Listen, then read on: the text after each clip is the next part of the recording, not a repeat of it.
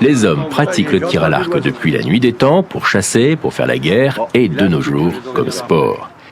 C'est donc dans sa version sportive que les archers contemporains, à l'exemple ici des archers agatois, perpétuent un art vieux de plus de 50 000 ans.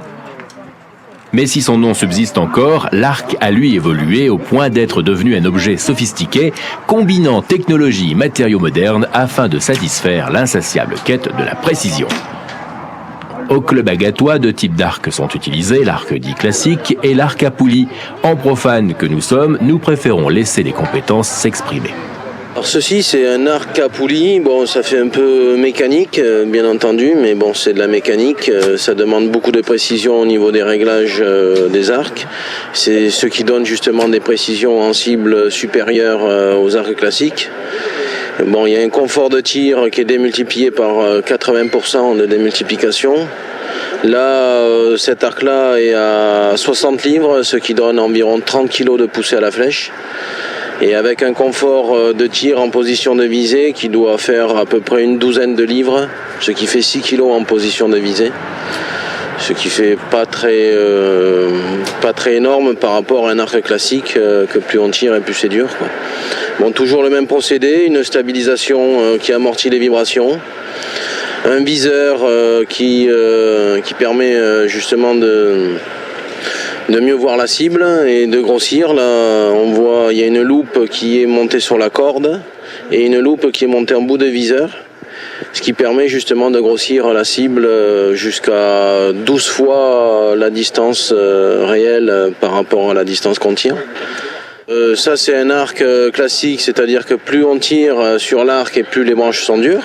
Il n'y a aucune démultiplication qui permet d'avoir un confort de tir supérieur à un arc à poulie.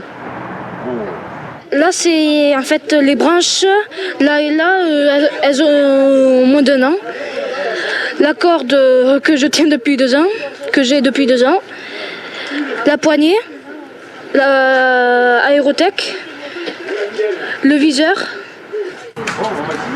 Ça, c'est un V-bar, un des 2 V-bars. Ça, c'est la perche.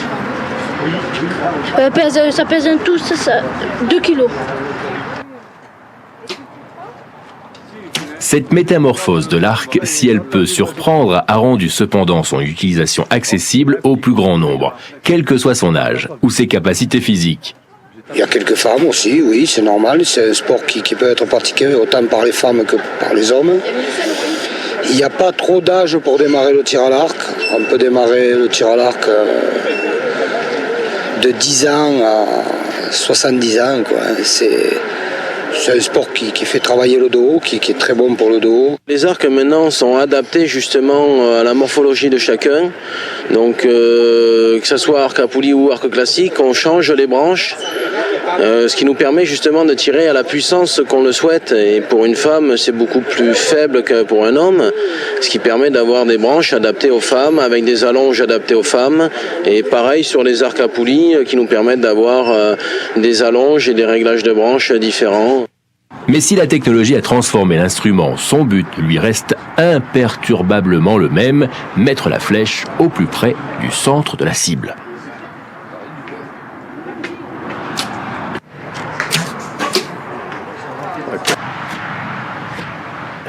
Des résultats impressionnants, même quand la cible se trouve à une distance de 70 mètres. Voilà qui laisserait perplexes les meilleurs archers du Moyen-Âge qui pratiquaient une compétition qui se perpétue encore aujourd'hui, le tir à l'oiseau, mais avec quelques différences cependant. Non, le tir à l'arc. Prends l'oiseau en même temps. Le tir à l'oiseau, on va dire que ça date un peu du Moyen-Âge, ce qui permet de toucher un oiseau à 50 mètres. Enfin, un oiseau, c'est une photo imaginaire d'oiseau, ce qui permet d'être après roi ou roitelet de l'année.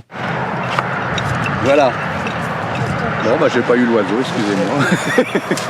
Peu de sports peuvent prétendre à l'héritage légué par le tir à l'arc. Son geste est devenu chez l'homme quasi instinctif. Pour son plaisir ou par goût de la compétition, c'est tout naturellement que l'homme a su l'adapter pour pérenniser plus qu'un art, une philosophie.